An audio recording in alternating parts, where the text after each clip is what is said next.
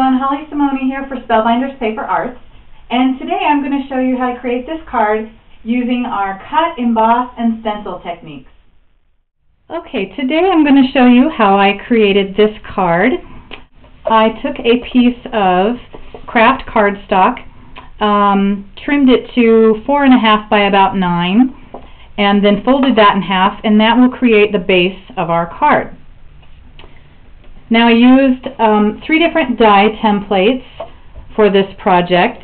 Here we have the heart squares, the nested hearts, and then this is from the twisted metal tags and accents. The nice thing about the grand caliber die cutting machine is that it comes with these large plates, and I was able to cut all these dies at once with one pass through the grand caliber, and then also I added my embossing mat and embossing plate and sent it through a second time, and I was able to emboss all of these at once. So really, with 2 passes through the grand caliber, you have created everything you need to assemble this card. So for using the twisted metal tags and accents, I went ahead and punched out the center. It comes out really nicely. And we just used this border piece here, you can see on the card.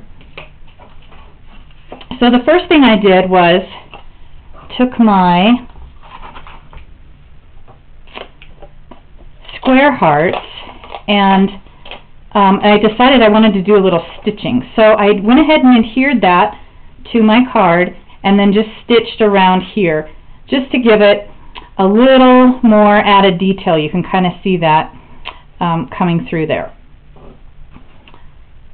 Okay, now the next thing I want to show you is some stenciling, and you can use a piece of scratch paper. I usually bring in a non-stick craft sheet.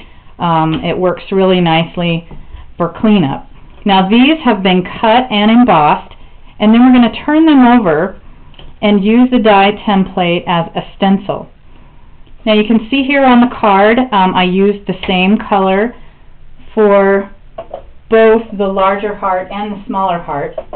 I like to use a clear snap. You can use pigment ink, fluid chalk ink, whatever your favorite ink is really. This is a Q, which is really nice. It has lots of colors in there. And so I'm going to use this color here. I'm going to load up this little tool that they also make, just because I don't want too much ink on there. And then I'm just going to hold my die template down and go around and kind of push the ink in through the die, and it gets right there on the embossed areas, and it's really going to make those embossed areas kind of pop. Sometimes you need to load that up a couple of times. I always think less is more in these instances, and you can kind of add more and more as you want.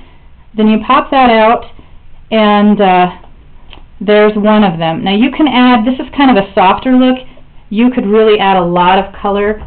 I tend to add sometimes a lot of color because I really want that red to show on those embossed areas. You could even blend a couple of colors if you want. Maybe some complementary colors or a darker shade. Lots of different ways you could do that. So then there's kind of the darker look. Now you could also, if you have an airbrushing system, you could airbrush these. You could spray your favorite mist on them.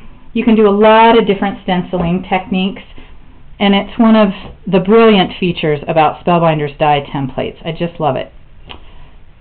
So I added, once I got done with the stenciling, I added some 3D foam squares to the back of each of these and layered those on top of each other.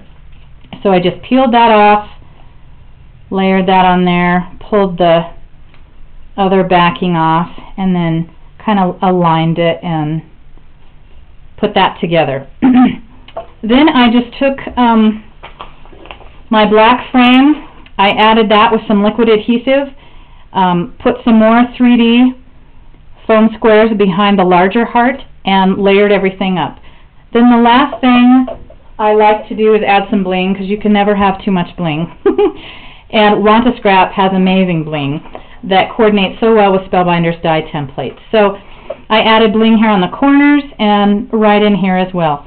And that's really all there is to creating that card. So that's all there is to creating this card using our cut, emboss, and stenciling techniques. Thanks so much for joining me today.